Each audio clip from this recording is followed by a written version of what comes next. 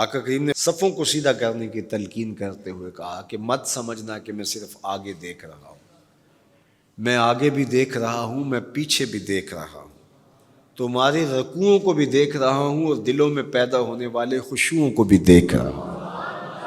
یہ حضور کی نظر کا کمال ہے۔ اور حضرت عبداللہ ابن عباس رضی اللہ تعالیٰ عنہ فرماتے ہیں کان رسول اللہ صلی اللہ علیہ وآلہ وسلم یرا فی اللیل فی الظلمہ کما یرا فی النہار فی الضوء۔ حضور رات کی تاریکی میں یوں دیکھتے تھے جس طرح دن کے اجالے میں دیکھتے تھے۔ میں نہیں دیکھ سکتا، یہ دیکھو یہ روشنیاں ہیں، یہ لائٹیں لگی ہوئی ہیں اور میں یہاں سے دیکھ رہا ہوں، اگر یہ چراغاں ختم ہو جائے، یہ روشنیاں بجھ جائیں تو وہ دور چیزیں لکھی ہوئی ہیں وہ تو دکھائی نہیں دے گی، یہ کتاب میری جھولی میں بھی ہوگی میں پھر بھی نہیں دیکھ سکوں گا، اس لیے کہ میری آنکھیں نور ہیں، لیکن یہ اتنی دیر تک نہیں دیکھ سکتی جب تک یہ خارج کی روشنی بھی موجود نہ ہو۔ لیکن حضور سراپا نور ہیں، حضور ظلمت میں بھی دیکھتے تھے، روشنی میں بھی دیکھتے تھے۔ چونکہ میری آنکھیں ان روشنیوں کی محتاج ہیں، کائنات کی ساری روشنیاں شمس و قمر بھی میرے حضور کے محتاج ہیں، اس لیے حضور علیہ الصلوۃ والسلام شمس و قمر کی روشنی کے محتاج نہیں تھے۔ حضور کی مبارک آنکھیں جو ہیں وہ اندھیرے میں بھی دیکھتی تھیں اور حضور کی آنکھیں روشنی میں بھی دیکھتی تھیں۔ آقا کریم علیہ السلام نے ایک موقع پہ ارشاد فرمایا وَإِنَّ مَوْعَدَكُمُ الْحَوْض وَإِنِّي لَأَنظُرُ إِلَيْهِ مِن مَقَامِي هَٰذَا، بخاری مسلم باقی کتب حدیث میں موجود ہے۔ فرمایا کہ تمہارا جو حوض کوثر پر وعدہ ہے جہاں میں تمہیں جام بھر بھر کے دوں گا، فرمایا میں یہاں کھڑا ہوں اور یہاں کھڑے ہو کے اس کو دیکھ رہا ہوں۔ حضور یہاں کھڑے ہیں اور وہاں دیکھ رہے ہیں۔ ایک دن حضور صلاۃ الاستسقاء پڑھا رہے تھے، جب بارش نہ ہو رہی ہو تو اس کی جو نماز پڑھائی جاتی ہے اللہ کے حضور دعا کرنے کے لیے تو اس کو صلاۃ الاستسقاء کہا جاتا ہے۔ ام المومنین سیدہ عائشہ رضی اللہ تعالیٰ عنہ سے مروی ہے۔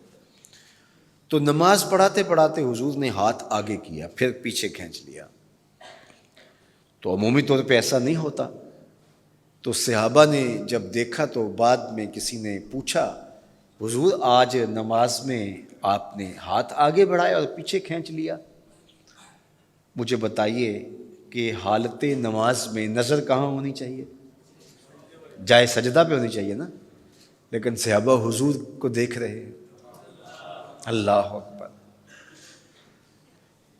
صحابہ سے کسی نے پوچھا کہ تم بتاؤ ظہر اور عصر کی نمازوں میں حضور قرات کرتے تھے؟ کہا ہاں کرتے تھے، بخاری میں ہے۔ تمہیں کیسے پتہ ہے کرتے تھے؟ کہا نحن نعلم باضطراب لحیتہ، ہم حضور کی مبارک داڑھی کی جنبش سے اندازہ کرتے تھے کہ قرات ہو رہی ہے۔ معلوم ہوا نماز بھی چلتی رہتی تھی، رخ محبوب کی دید بھی ہوتی رہتی تھی۔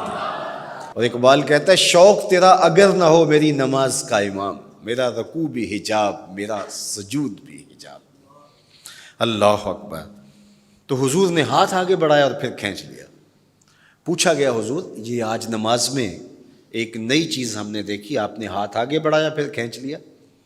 فرمایا ہاں، جنت میں کھجوروں کا ایک خوشہ لٹک رہا تھا، میں اس کو توڑنے کے لیے ہاتھ ڈالا تھا، پھر میں نے چھوڑ دیا، اور اگر میں توڑ لیتا تم قیامت تک کھاتے رہتے ختم نہ ہوتا، لیکن میں نے کہا نہیں چلو پھر قیامت کو ہی صحیح۔ اب حضور کھڑے کہاں ہیں؟ مدینہ المنورہ میں، اور جنت کہاں ہے؟ سدرۃ المنتہا سے اوپر۔ سر پٹ گھوڑا دوڑے اور تیز رفتار گھوڑا، تازی گھوڑا، 500 سال دوڑنے کے بعد پہلے آسمان تک پہنچے، پھر اتنی موٹائی آسمان کی، پھر دوسرا آسمان، پھر تیسرا آسمان، درمیان میں پھر خلائیں بھی، پھر وہاں سے 7 آسمانوں کے بعد کہیں سدرۃ المنتہا، اور قرآن بتاتا ہے کہ جنت بھی سدرۃ المنتہا کے پاس ہے، پھر آگے جنت، اور جنت کے جو درخت ہیں وہ 70,000 سال کی اونچائی پر ہیں، وہاں لٹکتی ہوئی کھجوروں کے خوشے، اور حضور علیہ السلام نے یہاں کھڑے ہو کے ہاتھ بڑھایا اور وہاں حضور کا ہاتھ پہنچ گیا۔ یہ ہاتھ کے پہنچنے کی منتہا نہیں ہے، ضرورت یہاں تک کی تھی لہٰذا یہاں تک پہنچا، اگر ضرورت اس سے آگے کی ہوتی تو آگے بھی پہنچ جاتا. تو حضور کا ہاتھ یہاں سے یہاں تک پہنچا. یہ حدیث پاک میں نا، میں اور آپ ہاتھ اٹھائیں تو ہمارا ہاتھ کہاں تک پہنچتا ہے؟ 5 فٹ قد ہے تو 3 فٹ اوپر ہاتھ پہنچ جائے گا، تو ہمارا ہاتھ 8 فٹ تک پہنچے گا، زمین سے 8 فٹ تک. چلو کسی کا 9 فٹ تک پہنچے گا، کوئی چھلانگ لگا کے اچھل کے اوپر لے جائے گا تو 10 فٹ تک پہنچ جائے گا. البتہ ہماری نظر بہت تیز ہے. ہماری نظر پہلے آسمان کے ٹمٹماتے ہوئے ستارے دیکھتی، دوسرے آسمان کے ستارے بھی دکھائی دیتے ہیں، تیسرے آسمان کے ستارے چاند سورج میں دکھائی دیتا ہے.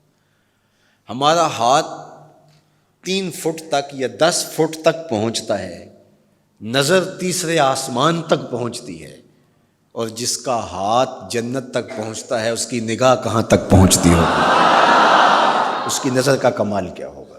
اس لیے فرمایا انی ارا ما لا ترون واسمع ما لا تسمعون، جو میں دیکھتا ہوں وہ تم نہیں دیکھتے، جو میں سنتا ہوں وہ تم نہیں سنتے. اپنے حواس کو نبی کے حواس پر قیاس کرنا یا نبی کے حواس کو اپنے حواس پہ قیاس کرنا سوائے جہالت کے اور کچھ نہیں ہے. چے نسبت خاک را بعالم پاک، کہاں ہم کہاں ان کی ذاتیں بابرکات.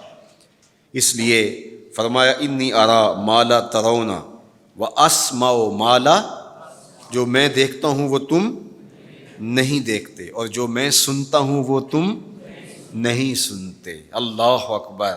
ہماری آنکھیں تو چمکتے ہوئے سورج کو دوپہر کے وقت نہ دیکھ پائیں، چندھیا جائیں، آنکھوں میں پانی اترنے لگے، اور محبوب کی آنکھیں بے حجاب دیدار رب کریں. اور قرآن کہے ما زاغ البصر وما، آنکھ چندھیائی بھی نہیں اور حد ادب سے تجاوز بھی نہیں کیا.